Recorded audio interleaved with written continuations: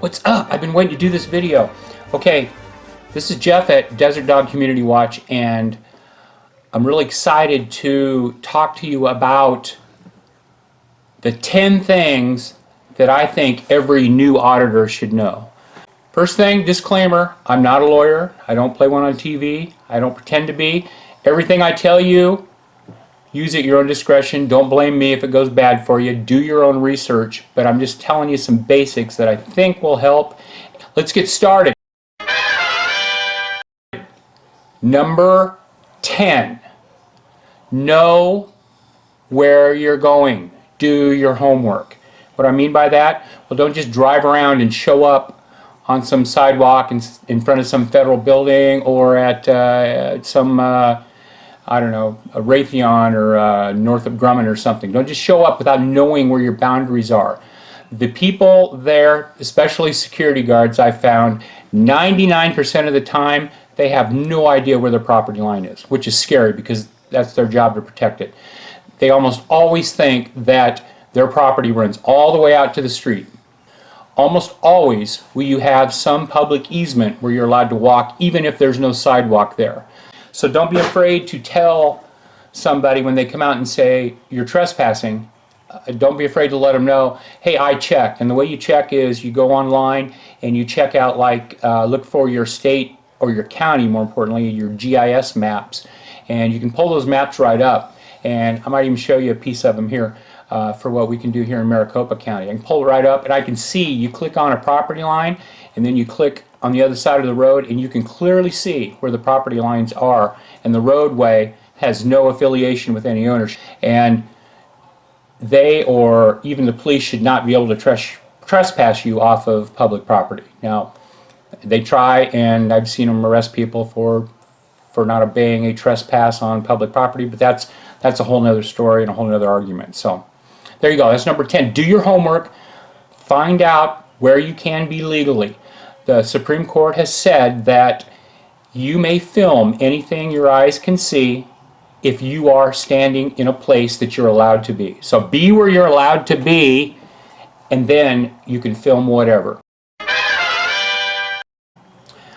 Number 9, and this one's very important. When you're first going out, do not go alone. Always take someone with you.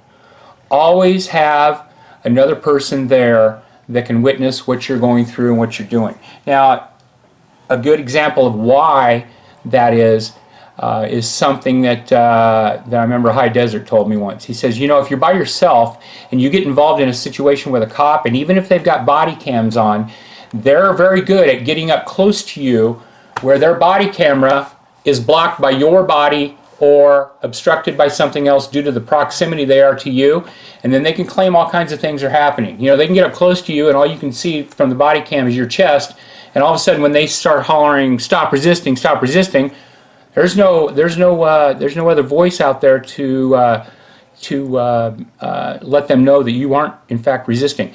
Have a second guy, girl, away from where you are. Don't gang up on a location and stick cameras in one person's face. Get somebody back so they can see what's going on. See what's going on with the other officer. See what's going on when he addresses you, and have it as a testament and as a record, a photographic record of what actually went on the call. Number 8, record everything. Record everything you see, record everything you're doing, even if you get hemmed up and they want to detain you and they want to handcuff you.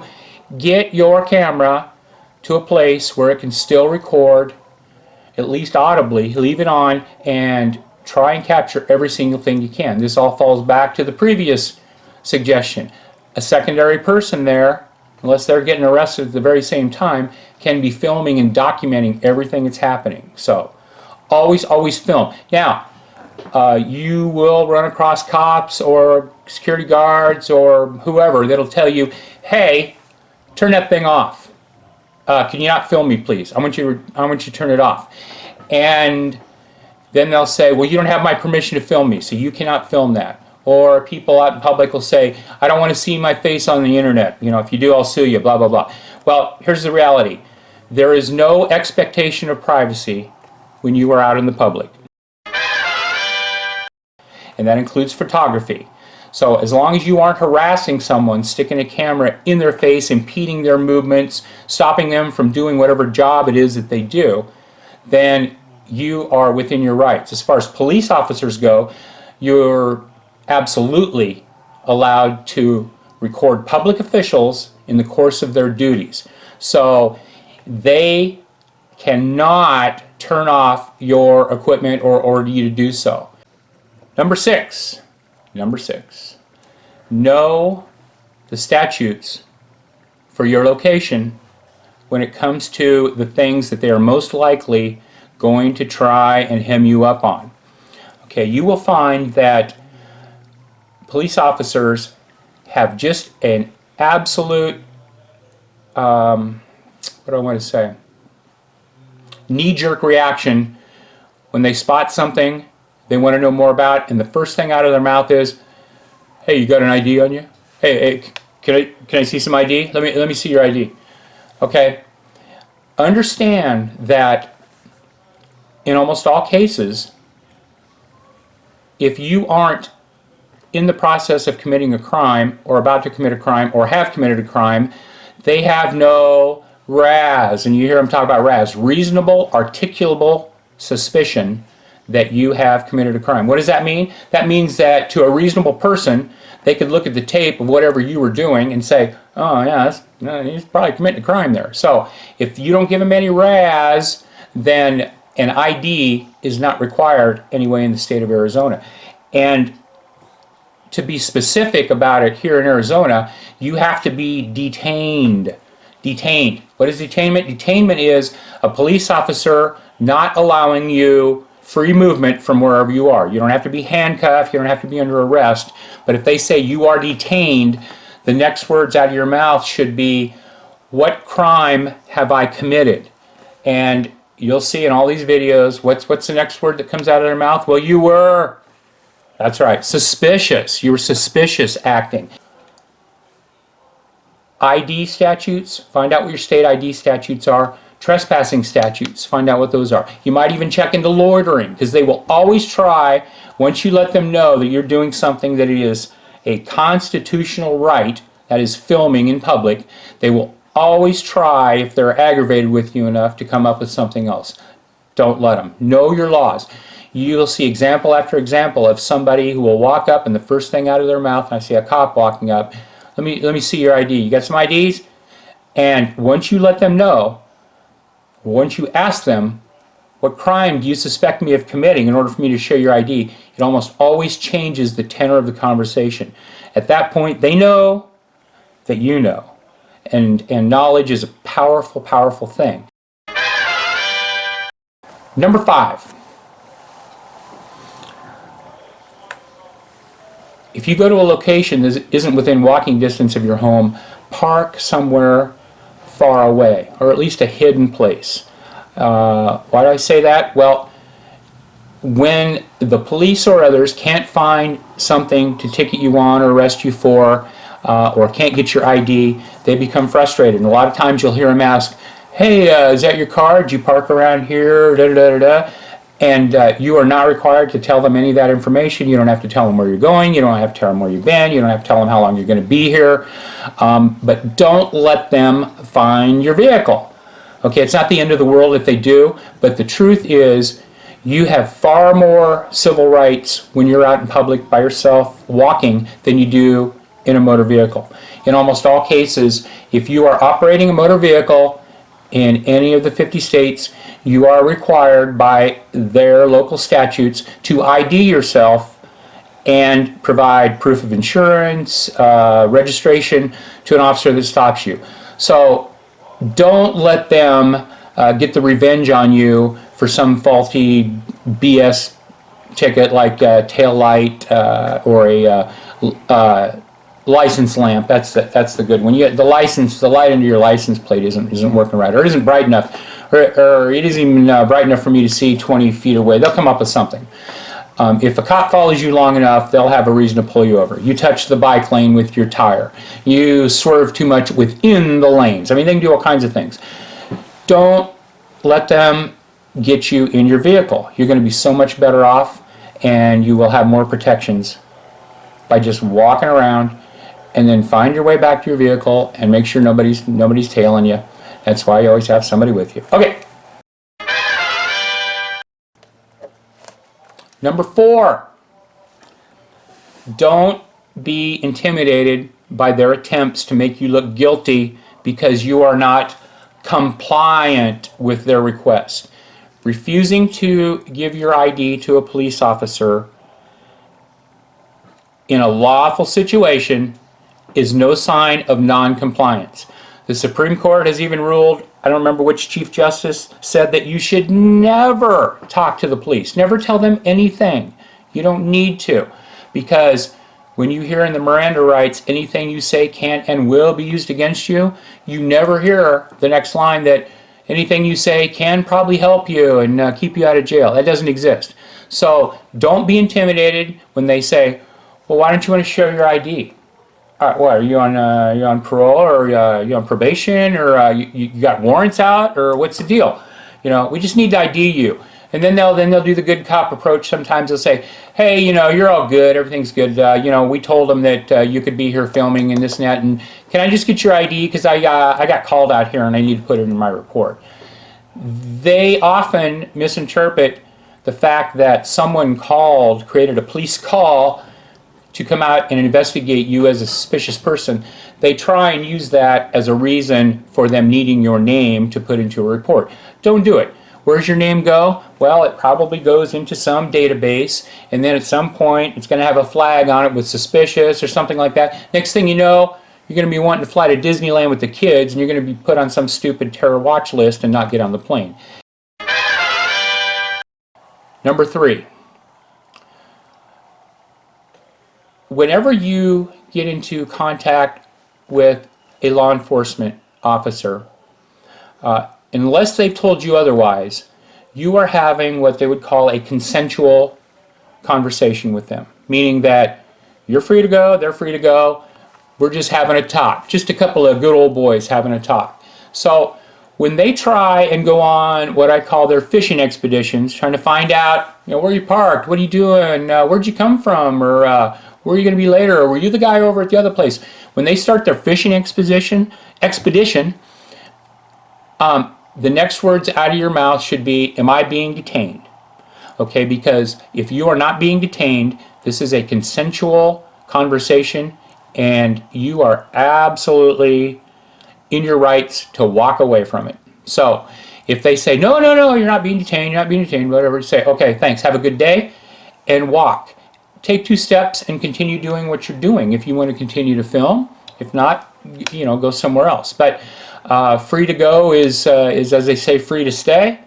So if you're not doing anything wrong, say, I don't want to talk to you anymore, or I don't answer any of those questions. Do not be afraid to do that. And a lot of times that will give them the information to know that you probably know more than they do, and you're going to, you know, be left alone. Okay? And also, don't be afraid if they start really racking you up, or they want to detain you and their detainment is not lawful, as in you're detained. Okay, what am I detained for? Well, that's what we're trying to find out, to see if you committed a crime. We're having the plant look at their tape because they say you were on their property.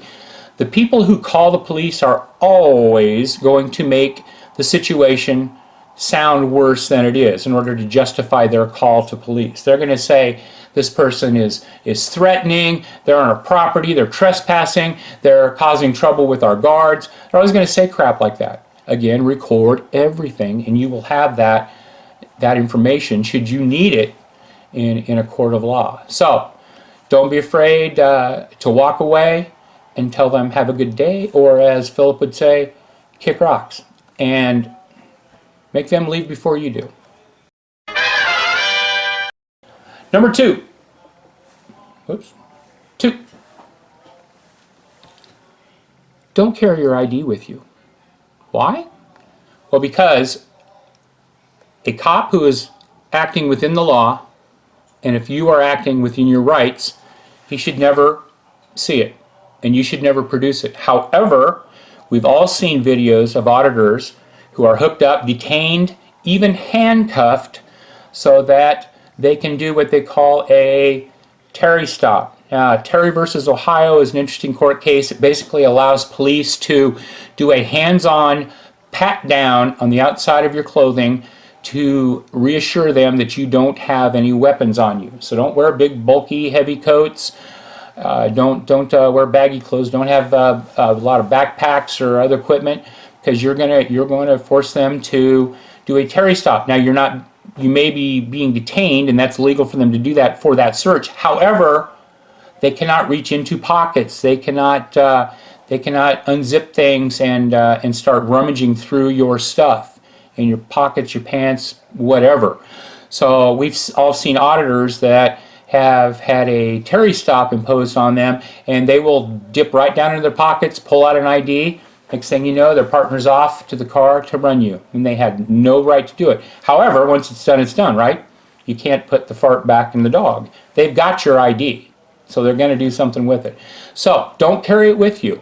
And find out your current failure to ID law, and find out what you are absolutely required to give to the police officer. In Arizona, you are only required to give your full legal name. I didn't say birth date. I didn't say social. I didn't say address. Look up 13-2412. You are required to give your full legal name, and that's it. So even without your ID, you're not lying to them when they say, "Can I see an ID?" You can say, "I don't have one." Why don't you have one? Next thing you'll see, they're pulling out their little notepad. "Okay, what's your name?" "I prefer to keep that to myself, officer." And they will always try, "Well, you're required to give us your name. That's the law, blah, blah, blah." And know better. Know whether you're in the right or you're in the wrong. Okay? All right. Okay. Here we are. Drum roll. Number one. The number one thing you should know if you're a new First Amendment auditor is pick your battles. Okay? Have you heard that phrase, "It's not a hill I want to die on"? Well, you may get to that hill a few times. You may come under circumstances where a police officer is absolutely out of his mind, angry, clearly unlawfully doing things, detaining you, whatever, or saying that you are going to go to jail if you don't ID yourself, blah, blah, blah. You make the decision. It's not all about you looking cool on a video and going to jail, because I'll tell you what, once you get put in that car and you're arrested and you go to jail, there isn't anybody out here watching this that's going to say, "Oh, well, hell, I'll bail you out. I mean, we'll get some friends here and there, but you're on your own, fella. Once that happens, you're on your own. So pick your battles. Don't be afraid to say, "All right, officer, I understand you're requesting my ID. You have no reasonable articulable suspicion that I've committed a crime. But if you're telling me that if I don't do this, I'm going to go to jail, then here's my name." Okay, give him your name. Of course, you don't have your ID on you because you took my last tip, right? Good for you. So, know that an arrest can be expensive. Lawyers are very expensive. Just ask me. And you need to know, is it worth it? And at some point, a cop will say, "This could all be over with if you just do this or that or this or that." If they truly aren't going to let you out of there, and if you get them to admit on camera that you're going to go to jail unless you provide an ID, even though they have no suspicion, that's your choice, man. My wife says I'm going to give ID at that point. You just got to play them by ear. They're all totally different. Ask for a supervisor. This is where maybe you've got some rookie cop in there who's been playing Rambo his whole life and thinking he can command anything of the public, which is what they're used to. Admit it. 99 out of 100 people, when a cop walks up and says, "Can I see some ID?" Man, they're going to pull it right out like, "That's what I have to do. That's the law." It's not. It's not the case. So when they come across one of you auditors and you tell them, "For what reason?" and you question their authority, then be aware that it can go to the next level. and you decide whether you want to go to jail to prove a point, that's up to you. I mean, we've had guys that have gone to jail and proven a point and had a court case and walked away with some bank. But I wouldn't count on it. Police officers have what they call applied immunity, which means that for the most part, things and mistakes that they make in the course of their duties are not liable to them personally. So really what's happening, the sad case of all this is when somebody really gets screwed over, an auditor, and they go to court and they win and get a big payoff. The sad thing is it's the taxpayers that pay it. It's not like Officer Joe Dumbshit has got to fork out that 40 grand to cover that lawsuit. He just doesn't, and the taxpayers pay for it, and that's unfortunate. I hate to see that part. But if they are clearly out of their authority, acting under color of law, and they do things that a reasonable person would say that is clearly a violation of a person's civil rights. Say they're down there just pummeling somebody over and over and over for no reason, guys in handcuffs or whatever, then that's a different story. But choose your battles. Decide whether it's a sword you want to fall on. Is that enough analogies for that? Sword to fall on, hill to die on, choose your battle, So choose those things wisely and know that when you're in the back of that car and you're all by yourself, man. So it's going to be expensive. Even though you did nothing wrong, it's going to be expensive for you to find a way out of it, and it's going to cost you a lot of time. Might hurt you at your employers if you can't get to work and things like that. So choose your battles. Okay, those are my 10 tips for auditors, especially new auditors. I wish I'd have known all those things when I first went out. Here's a bonus tip. There's no reason to be a dick to the cop. Just because you can, just because you can cuss him and insult him, there's really no reason for it. Now, if he is delivering to you, some bad stuff, go ahead, stand your ground and give it back. However, there is no reason to antagonize him when you can easily inform him and educate him and let him know or her know that what you're doing is absolutely legal. That's why I say call in a supervisor. You have the right to ask for a supervisor, and hopefully the reasonableness of somebody who's maybe got some stripes on his sleeve and knows about situations like this will de-escalate the situation that you've gotten into. Because usually you're going to call for a supervisor when something's going really south for you. So hopefully a new set of eyes, somebody else talking to the officer who's got you hemmed up will help clarify and hopefully get you unhooked and get you on your way and get you to the next audit. So that's all I got. This is Jeff from Desert Dog Community Watch from beautiful sunny Gilbert, Arizona. You guys be safe out there. Put in some comments. I want to hear what you think. Yeah, I don't know everything, and I'm learning every single day. So thanks for watching. Make sure you subscribe. We're going to do a lot of stuff like this, and check us out. If you're in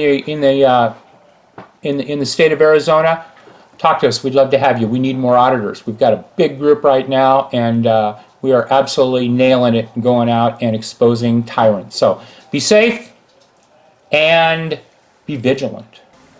Desert Dog Community Watch out.